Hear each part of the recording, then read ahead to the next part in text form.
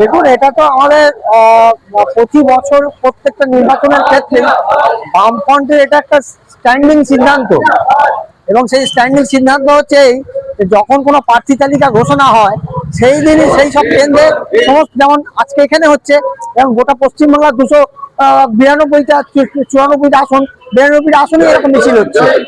কঠিন লড়াই সামনে, কাকে মানছেন কঠিন হিসেবে? আলাদা করে মানার ব্যাপার নেই, বায়ানিয়ার রাজনীতির বিরুদ্ধে যুক্ত হয়েছে। এখন এই যে কর্পোরেট পুঁজির অনুপ্রবেশ ঘটে গেছে, এই থ্রি ফলার এগেন্স্টই আমাদের লড়াই। আর তো একদম সামনে 29 এপ্রিল এই চুচড়োতে ভোট গ্রহণ, কি বলবেন? মানুষকে কি বার্তা দেবেন?